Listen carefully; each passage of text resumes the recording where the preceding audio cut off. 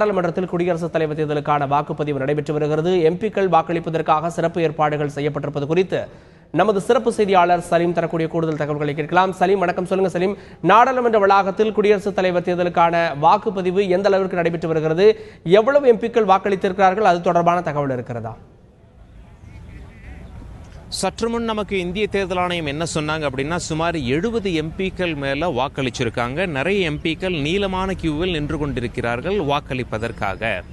நாடாளுமன்றத்தை பொறுத்தவரை காலை 11 மணி அளவில், சரியாக 11 மணி அளவில் நாடாளுமன்ற மழைக்கால கூட்டத்தொடர் தொடங்கியது. லோக்சபால என்ன நிகழ்வு, ராஜ்யசபால என்ன நிகழ்வு அப்படின்னு சொல்லி பார்க்கும் பொழுது, லோக்சபாவை பொறுத்தவரை 2 எம்பிக்கள் பதவியேற்றுக் கொண்டார்கள். ராஜ்யசபாவை பொறுத்தவரை மறைந்த எம்பிக்களுக்கும் மறைந்த முன்னாள் எம்பிக்களுக்கும் அங்க ராஜ்யசபாவில் அஞ்சலி செலுத்திவிட்டு அவை அநேகமாக ஒத்திவைக்கப்படும் அப்படிங்கிற மாதிரி நமக்கு தகவல் சொன்னாங்க.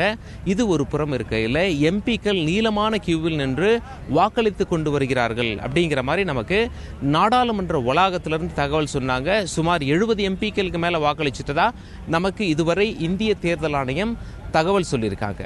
நாடாளுமன்ற மழைக்கால கூட்டத்தொடர் சுமார் 3 வாதங்கள் நடைபெறும் என்பது குறிப்பிடத்தக்கது.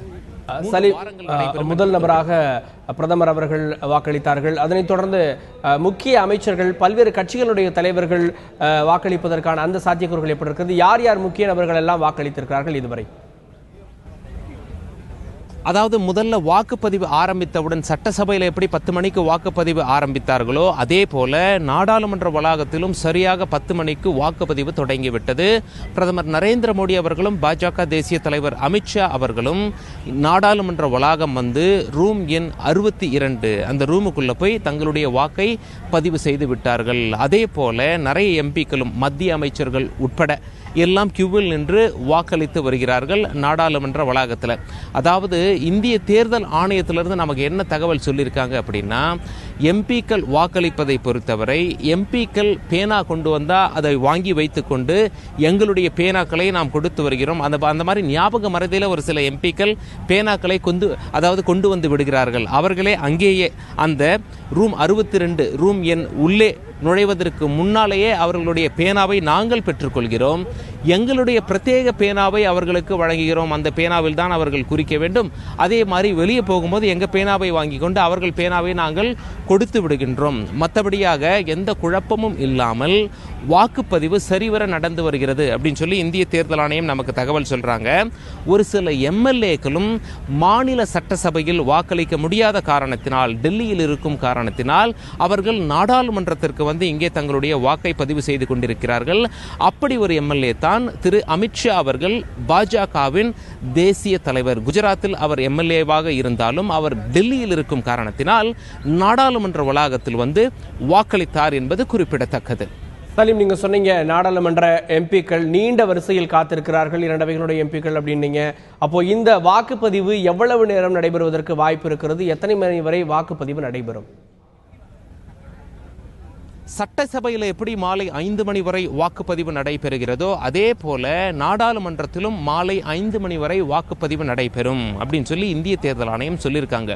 வாக்குப்பதிவு நடந்து முடிந்த பிறகு அந்த வாக்குச்சீட்டெல்லாம் உள்ள ஒரு பெட்டியை ஸ்ட்ராங் ரூம் என்ற ஒரு அறையில், மிக பலத்த பாதுகாப்பு கொண்ட ஒரு அறையில் கொண்டு சென்று வைத்து விடுவார்கள். சட்டசபையில் அந்த வாக்குப்பெட்டிகள்லாம் இருக்கு பார்த்தீங்களா, வாக்கை அங்கேயே எண்ண மாட்டார்கள். அனைத்து வாக்குப்பெட்டிகளும் விமானம் மூலம் டெல்லியில் நாடாளுமன்றத்தில் கொண்டு அதே பலத்த பாதுகாப்பு உள்ள அறையில் வைக்கப்படும் அப்படின்னு சொல்லி தகவல் சொல்லியிருக்காங்க. ஆக இன்னைக்கு சட்டசபைகள் 5 மணிக்கு வாக்குப்பதிவு முடிவெற்ற பிறகு விமானத்தின் மூலம் அந்த வாக்குப்பெட்டிகள்லாம் டெல்லிக்கு கொண்டு வரப்படும். டெல்லி விமான நிலையத்தில் இதற்குண்டான ஏற்பாடுகள் செய்யப்பட்டிருக்கின்றன. அங்கிருந்து நேரடியாக நாடாளுமன்றம் வருவதற்கு வாகனங்களும் ஏற்பாடு செய்யப்பட்டிருக்கின்றன.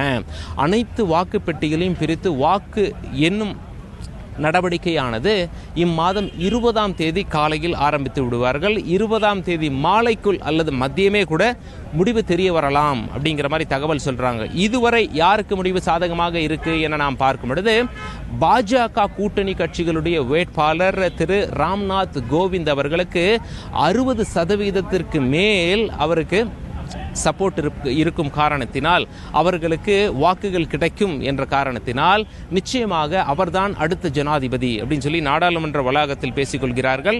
இருப்பினும் தேர்தல் எதற்கு அப்படின்னா, எதிர்க்கட்சிகள் ஒரு வேட்பாளரை களத்தில் நிறுத்தி உள்ளார்கள். இதன் காரணமாக இது ரகசிய வாக்கெடுப்பு கூட. எந்த கட்சியும் கொறடா உத்தரவு போட முடியாது. நாங்கள் சொல்றவங்களுக்கு தான் நீங்க ஓட்டு போடணும், இல்லைன்னா நடவடிக்கை எடுத்துருவோம் அப்படின்னு சொல்லி எந்த கட்சியும் கொறடா உத்தரவு போட முடியாது. ரகசிய வாக்குப்பதிவு என்ற காரணத்தினால் முடிவு வரை காத்திருக்க வேண்டும் அப்படின்னு சொல்லி தேர்தல் ஆணைய அதிகாரிகள் நமக்கு தகவல் சொன்னாங்க.